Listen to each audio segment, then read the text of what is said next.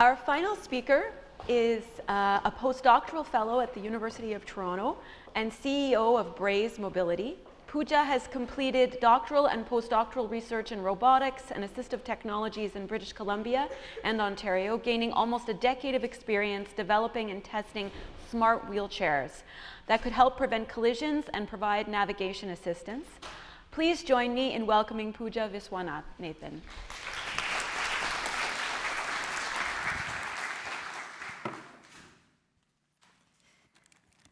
All right, hi everyone. I'm so excited to be here today. I don't remember the last time I was in front of so many high school students, so this is really, really exciting. And I hope you'll enjoy me sharing a bit of my story today. So I'm gonna go all the way back to the days when I was an undergrad in University of Waterloo, so not too far from here. I had started a bioinformatics program, so it was a Bachelor of Math program, honors computer science with the bioinformatics option, and I was doing co-op and all of that, so I was really enjoying myself. Mind you, my decision to go into bioinformatics was sort of an arbitrary one. I had no idea. I was one of those students who had no idea what program I wanted to do in undergrad, and I had applied to just about everything. I'd applied to business, I'd applied to accounting and engineering and computer science, and I ultimately settled on bioinformatics mainly because it sounded really, really cool. It was a very new field at the time, and also it allowed me to actually continue to take a lot of different courses because there was biology and chemistry and computer science and math, and I said, okay, this is great. I can still continue to do a lot of different things, and I don't need to necessarily focus on one. So I was doing this program, I was kind of enjoying myself, and I was walking through campus one day, and as everyone will know, when you're an undergrad student and you're on campus, you're always looking for one thing,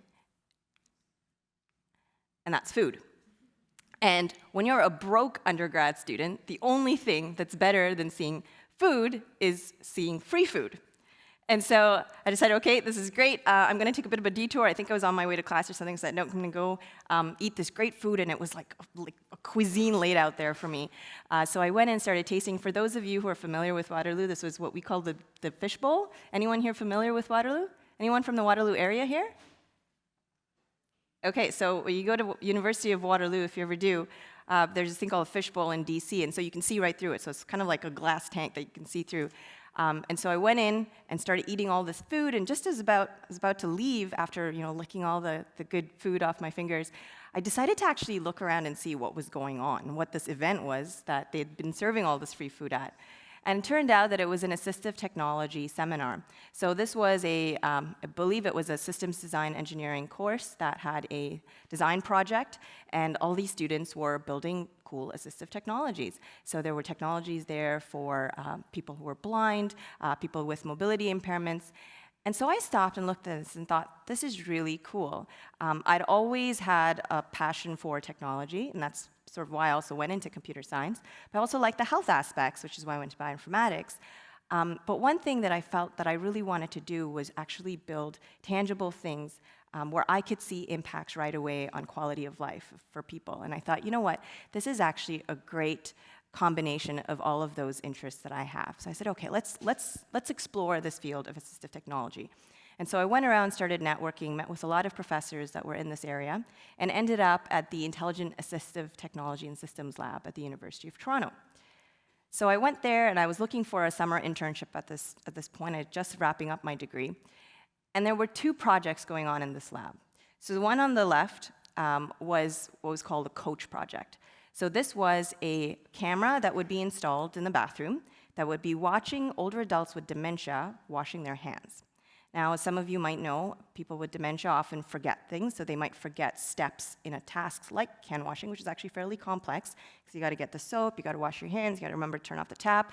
And so this system was essentially monitoring people as they were doing this task, and then if they found that the individual had forgotten a step, it would prompt them through either audio prompts or visual prompts. So that was the one project. And then there was a second project, which you see on the right, which was the smart wheelchair project. Now, in this project, there was an infrared camera that you can kind of see. I don't know if this one has a pointer on it, but okay, maybe not. You can kind of see it sticking up there on that white bar. But the camera was essentially monitoring obstacles in front of the wheelchair, and if the person got too close to an obstacle, it would automatically stop. So I looked at both of these projects, and I thought, well, the smart wheelchair project, I get to build this wheelchair robot thing, I get to crash test it, and they're going to pay me to crash this wheelchair. That sounded like an awesome idea, so I was like, all right, sign me up. I'm down for the smart wheelchair project. And at the time, it was really just something fun that I wanted to do and just seemed interesting, but it soon actually grew into a lot more than that. So I went to my first trip to a long-term care facility, and when I went there, I noticed that a lot of the residents were slumped over in these manual wheelchairs. So they were not strong enough to propel themselves, and so they're essentially slumped over. They couldn't really move themselves. They were often dependent on caregivers to push them around. And this really impacted their quality of life and their independence and their mobility. And so this really came across to me as essentially a violation of human rights, right? We all have the right to be mobile and independent, but there were a lot of issues. There were safety concerns. You know, if the staff gave them a powered chair, a lot of these residents also had dementia. And so they could potentially cause harm to not only themselves, but others as well. And so I decided that this was more than just a little project that I'll work on in the summer, and decided to start a PhD research project on this topic. Now, hopefully, is there something I need to do to play the video? Do I just play it from here?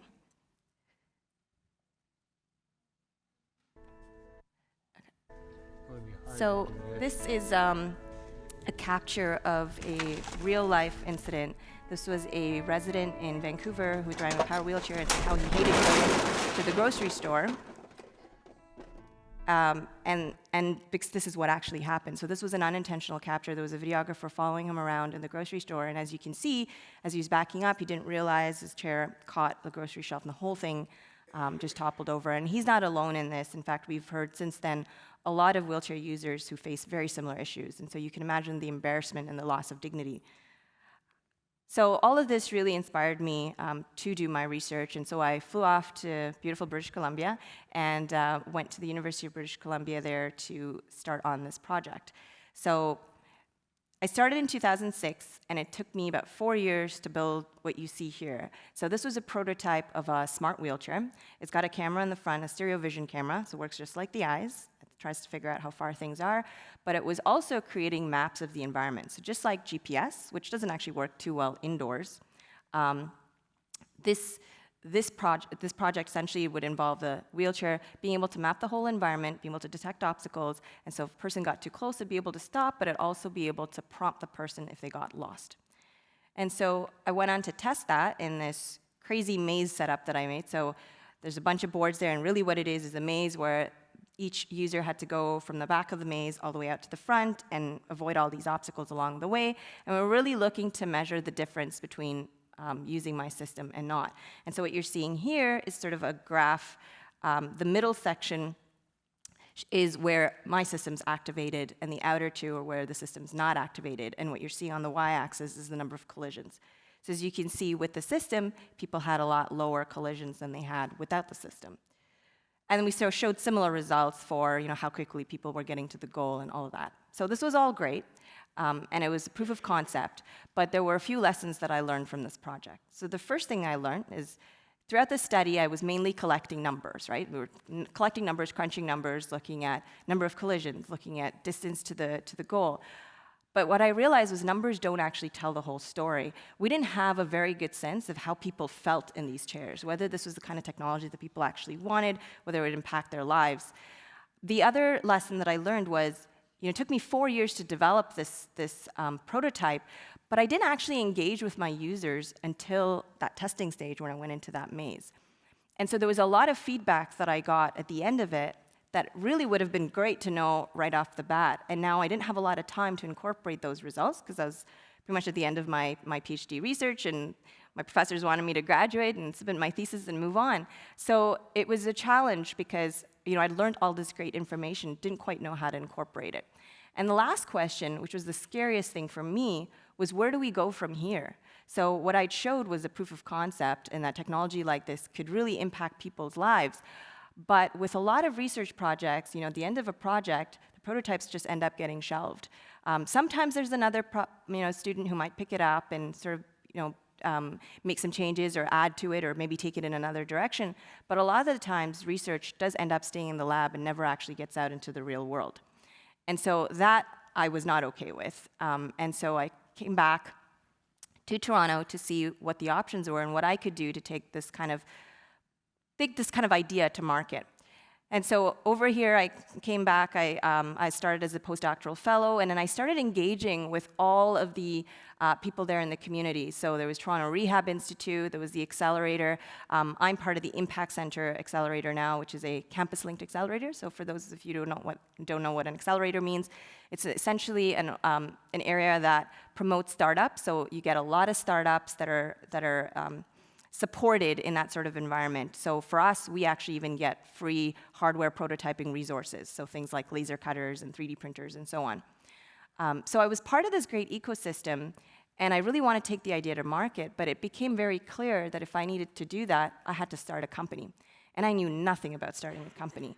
So again, being part of this ecosystem really, really helped, because it meant that I could take free courses at Mars. So there's a lot of entrepreneurial courses there. Throughout the university, there were a lot of free workshops that I could take. And so little by little, I started sort of, having or increasing my own confidence in my ability to actually take an idea to market. And the result of that ended up being in 2016 when I incorporated Braze Mobility. So at Braze Mobility, what we're trying to do, and our mission, is to increase safety of not only the driver and the wheelchair user, but others in the environment as well. We're trying to reduce the burden and reliance on caregivers. And finally, we really want to empower users. We want to tackle those dignity and security issues that I showed you in that video to really make people feel empowered to make their own choices and to have the right to mobility, not privilege, but right to mobility. So these are just some numbers, but really they just go to show how big the market is, right? So the mobility aids market, so the market for devices like ours is over $1 billion. It's a big market, but there's still not a whole lot of options out there for our users. What we're focusing on is, the over 3 million wheelchair users, and that's just in US and Canada. So this is really a global problem, and we're starting small, but the numbers are big. The real advantage of the product that we've built is that it's affordable, and this was something that was very important to us. A lot of our customers who are wheelchair users often don't have a lot of disposable income, so it was really important that we build an affordable product. We've built many customizations and adaptability into the system because our users are very diverse and they might have very different needs and abilities, so it's really important to adapt to that. And finally, we've established many strategic partnerships over the years as well. In fact, we've even worked with one of the largest wheelchair controller manufacturers in the world. So this was all really important. This is just a quick video of the system getting installed. So what we ended up building, so instead of making the whole chair smarter, we created an add-on that would just quickly add on to a wheelchair and essentially make it smarter. And what it offers is visual feedback through lights, audio feedback through a beeping sound, and a vibration feedback as well. So the vibration motors that you saw getting installed on the backrest, what that does is if the person gets too close to an obstacle, that part of the chair will actually vibrate. So it gives that sort of physical feedback as well. These are some of our products. So we launched kind of with two main products, what we call the Sentina and the Hydra, and they just have different uses. So one more for manual versus power, and the Hydra has more flexibility because it has a bunch of sensors that can be installed anywhere. The Sentina on the right essentially provides 180 degrees of coverage in the rear, and it can also be expanded to add on additional sensors. This is actually our latest version right here, so it's actually a lot smaller than the one that you see in the video.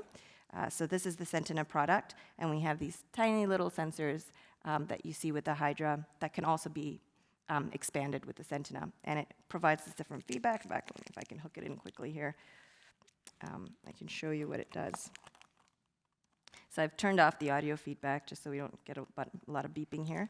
But what you see is the lights coming on, so you can see as something gets close, it goes red. As something goes further away, it goes yellow, so on. So very intuitive kind of feedback. All right, so this is my team. So as I mentioned, so I'm the CEO of the company. My partner and co-founder is Professor Alex Miolaides, who's the head of the Robotics and AI lab in Toronto Rehab, and U of T as well. And we have a very diverse team. So we have people who do manufacturing, accessibility, design, and we also have wheelchair users on our team that really inform all aspects of the company, like marketing and research and development and so on. And we're supported by a whole bunch of organizations there that you see on the bottom. So in terms of what we've accomplished, we actually sold out our first production run in 2018, and these are just some examples of some of the partnerships and sort of institutions that we've sold to. There's a lot of validation going on of our product in Vancouver and Toronto, and we've been approached by some pretty large players in the space to sort of partner with us. And right now what we're working on is actually using our sensors to collect data about how people are driving, about how they can be safer, and there are a whole lot of people that are interested in this kind of data, and these are just some examples of that. So I just wanted to end with this last video. I've been in a wheelchair just over 2 years. I've been in a wheelchair for 25 years now. I injured myself in an ATV accident. 2 years ago on Christmas Eve, literally they dropped this wheelchair off to me. Within hours of me getting in this place, I had pretty much destroyed my apartment. Done a lot of damage in my house and on my furniture and knocked a lot of things over unintentionally. And after a while you just start ignoring it because you're either constantly frustrated with the damage you do, and so now it's kind of like 2 or 3 dents in the wall a day is just normal. To have a device back there that is literally watching my back is an amazing feeling. When we added this sensor unit to the chair, it was just amazing it gives you an alert before you hit something, because you don't do it intentionally. Like I said, it lets you know where you are. When you're backing through a door frame, I can tell if I'm centered in the doorway because the sensor's detecting both doorposts as I go through. So I can actually back out of there just by looking at the lights and no longer rip that. The door handle's actually been on there ever since this device has been on my wheelchair. It's never been taken off once, so that's a record for me. If this was taken off of my wheelchair now, I would feel totally exposed. I think that anyone who's using a power chair would benefit from the situation, and there's even situations where it might be beneficial to someone in a manual chair, or even someone who's just has issues looking behind them. Being in a wheelchair is the only time I ever felt, like I could become a victim. When I travel, or Toronto, Montreal, it doesn't matter where I go, everything is in the backpack that is hanging off the back of this chair. Most of the time, once I've opened the zipper on the backpack, I can't close it, or I can't close it all the way. It would be easier to prey on than somebody who can't even feel or know that they're back there. And for me, that's one of the things I like most about having these sensors on the back of the chair.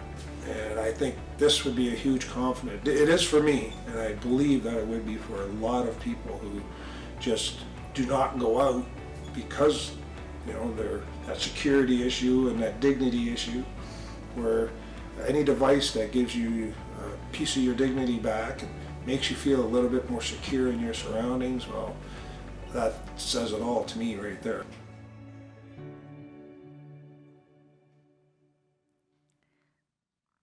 So just some closing thoughts here. Really, and I put advice in quotes there because I don't think I give great advice, and I think the best mentors are the ones who don't actually give you advice and just ask you questions to help you find your own answers. But here's just some thoughts from what I went through.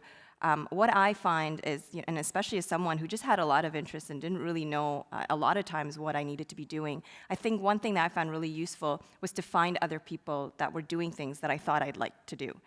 And what that did was, sometimes I discovered that I loved it, and other times I discovered that I absolutely hated it. But it was great to actually just go out there and shadow other people that were doing those kinds of things. The second thing is, as a high school student, a lot of you are maybe thinking about university, and some of you are stressed about it. Am I making the right decision? Am I going into the right program? One thing that I really learned is whether it's your high school experience, your undergrad experience, or your graduate or postgraduate experience, it really is what you make out of it. And so, there's going to be tons of opportunities you find along the way. In fact, some of the most memorable moments for me in my PhDs and my postdoctoral studies were not just what happened in the classroom, but was a lot of the extracurricular activities I took on. You know, at one point I ran a robotics camp, which I loved, and that was one of the most memorable experiences for me, and that was completely sort of something that I did on the side, and I saw an opportunity and went for it. So make sure that, you know, if you do see an opportunity, jump on it, but if you don't see any opportunities, you might have to create some yourselves. The next thing there really is keep an open mind and be comfortable, keep expanding that comfort zone, because for me right now, as someone who runs the company, I'm not comfortable at all. I have to do things every day that I have no idea how to do. I do things that, you know, where I have to manage books. I run a business. I do sales, which I've never done before. And so I'm constantly learning and growing. And don't be afraid to do that.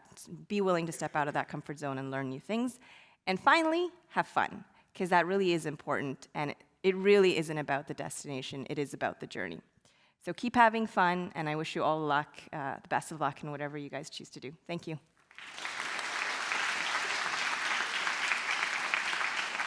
Thank you so much, Pooja. If there's any questions for Pooja, please don't hesitate to make your way down. I think we do have someone.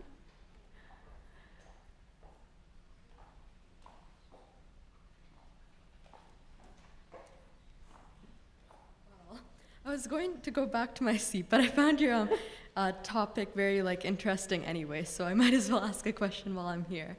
And so I just wanted to say it's super cool that you are a co-founder and a CEO of your own business, and I am really interested in business related things. So at the end of the day, what made you decide that you want to be independent and have your own business and relate that to the sciences?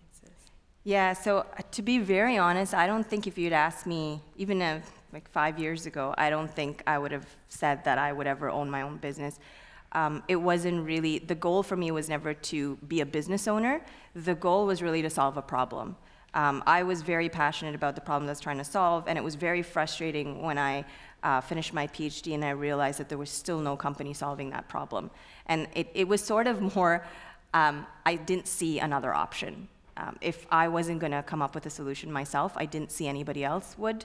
And despite the fact that it was absolutely terrifying and I had no clue how to do it, sometimes it really does boil down to, you have a passion, you really want to solve a problem, you got to just learn what you need to learn to solve it. Thank you. That's a great answer. Hi, my name is Julia. I'm from St. John's Kilmarnock School. And less on the business side, but with what you're doing now with mobility and the wheelchair, if you wanted to get into a field like that, would biomedical engineering be the right path to take in university? Yeah, absolutely. It's definitely a good option. Like I said, when I did my undergrad, I went to bioinformatics, and there wasn't actually a lot of human factors component in it at all. But I think with these things, no matter what you choose, you'll always find that there's some gaps. So I run today a hardware software startup. My entire experience is in software.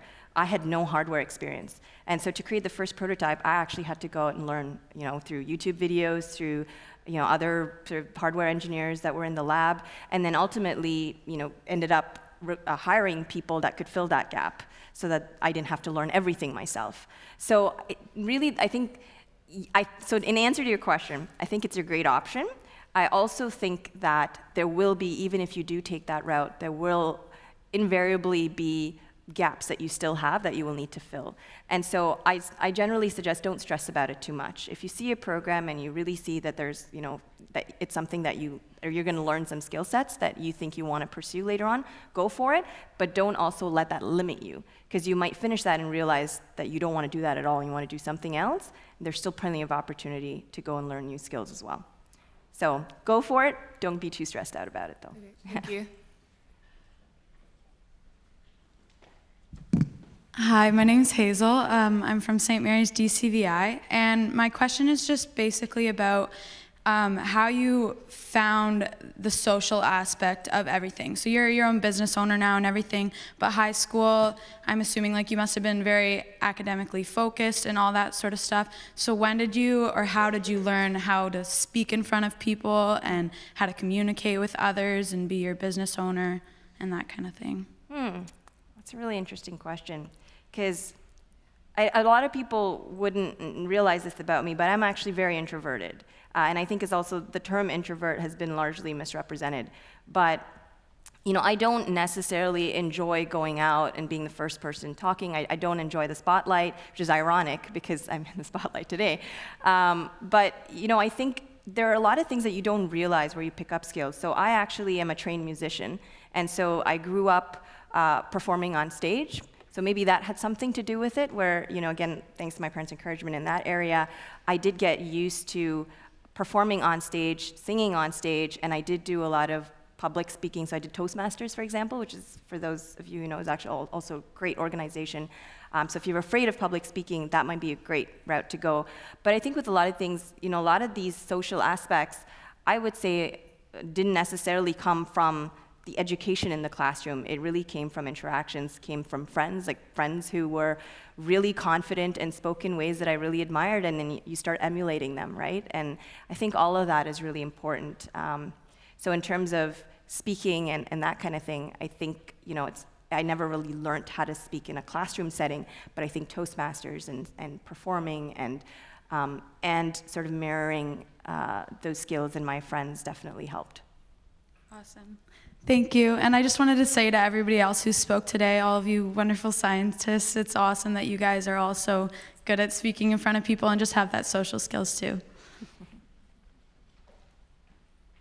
The microphone's kind of too high, so I'm not going to really try that. But my name's Shayla. I go to St. Thomas More, and I was just wondering, if you could go back a couple years, would you change anything differently about the career path that you took and forming into a business and all that? Would you go back and redo anything? Man, these are really tough questions.